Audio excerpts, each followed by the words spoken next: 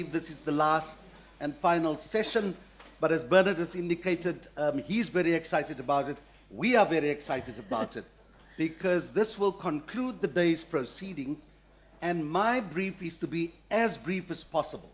So, from my right-hand side, Louise van Rijn, the founder and CEO of Symphonia. We've known each other for a long time.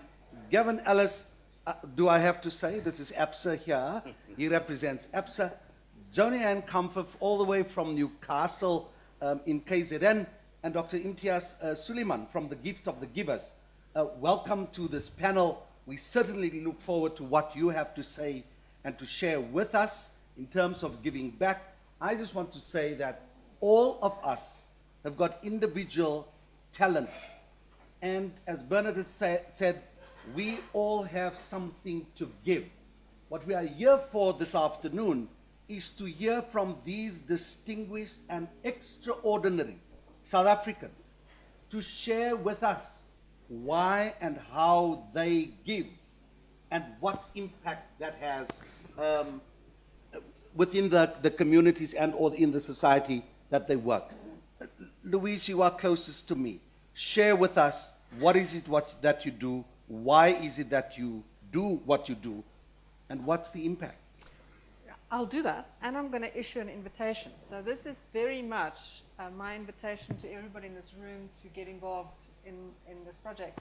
So I'm a leadership development person, business leader, have no knowledge or, well, I didn't used to have any knowledge or understanding about education, but I felt compelled to do something about education.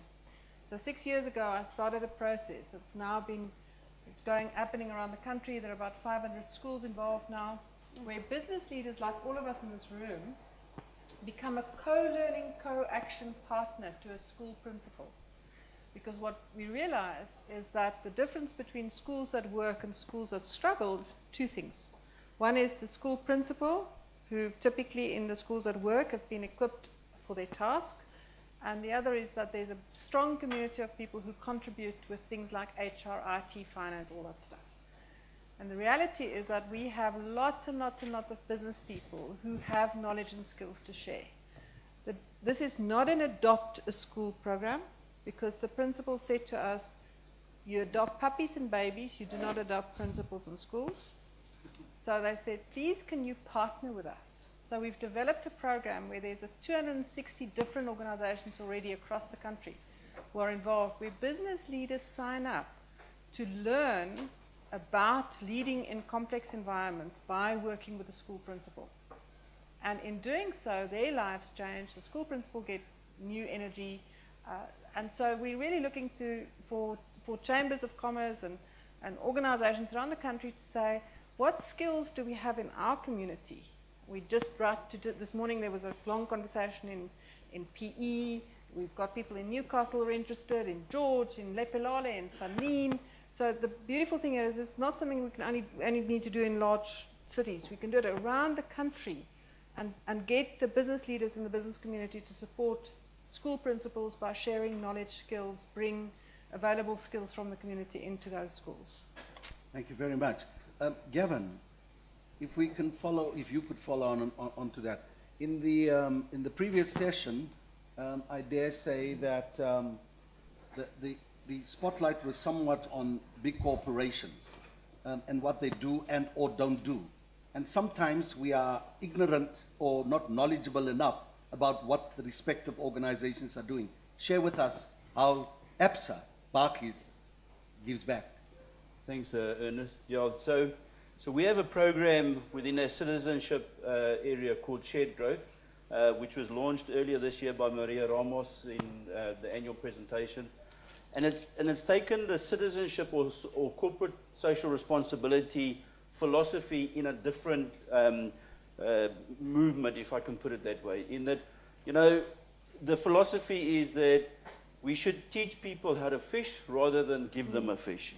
And corporate social responsibility, to a large extent, has just been, let's open the checkbook, let's give it. We appease our hearts and minds, and we've done our thing.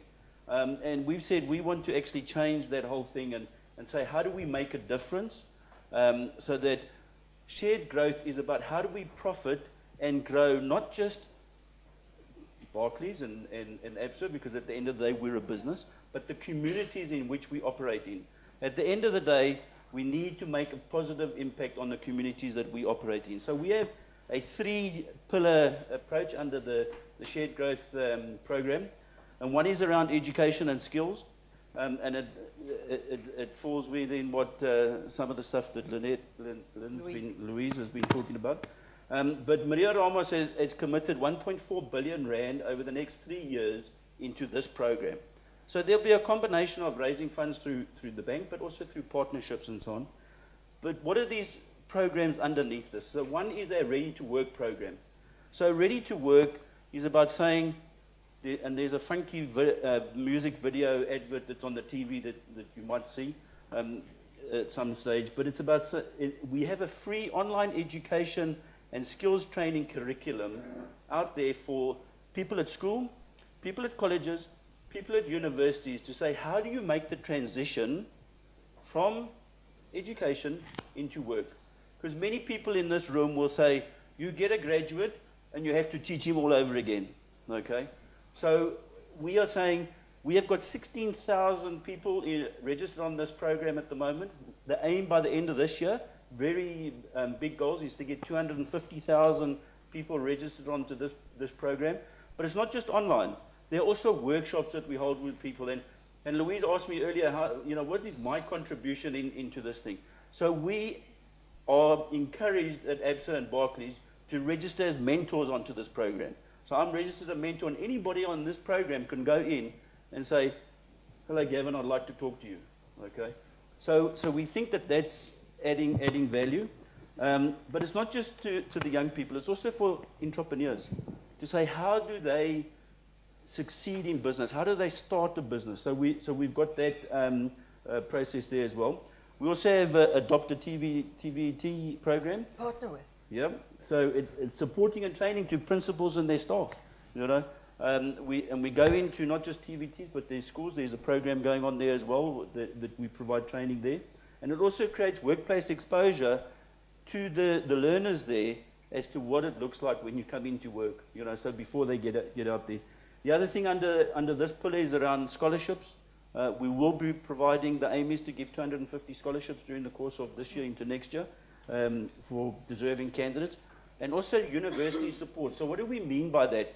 So what we mean by that is that we will support in areas because they're going to put a council together and look at certain areas where university research is needing funding. We will provide funding into that as well. So that's the one pillar. And I'm just going to do the other pillar is about financial services and how do we include people in that. But the other one is the enterprise development pillar. And here we have enterprise development centers around the country. During the course of last year, they provided mentorship, incubation, and other services to 25,966 entities. Be that people wanting to start a business or people already in a business. We say to them if they want a meeting room, and we provide that type of service as well. Our aim this year is to increase that to 30,000.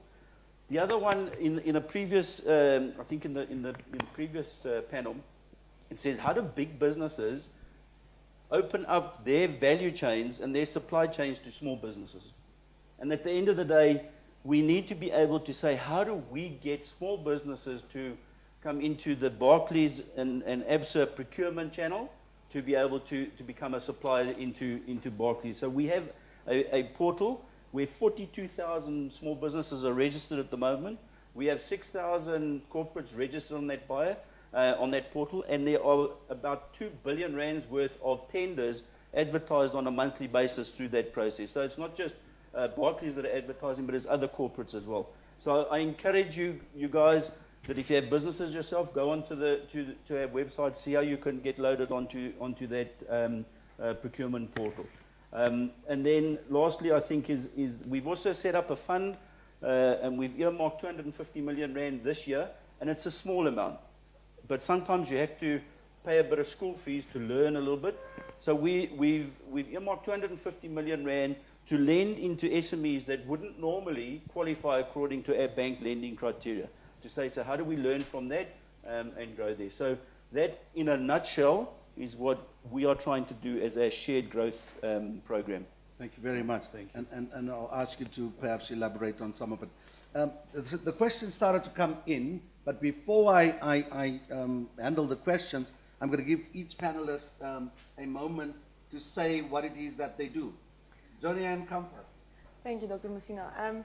The reason why I sit in this chair is because I had a dream. And the reason why I joined the Afrikaanse Handelsinstituut, the Newcastle Sakekamer, is because of that dream. Now, last year, during our India function in Newcastle, I met Dr. Messina and he had a speech on making a difference. So I went up to him and I told him about my dream. I'm a math teacher, very passionate math teacher.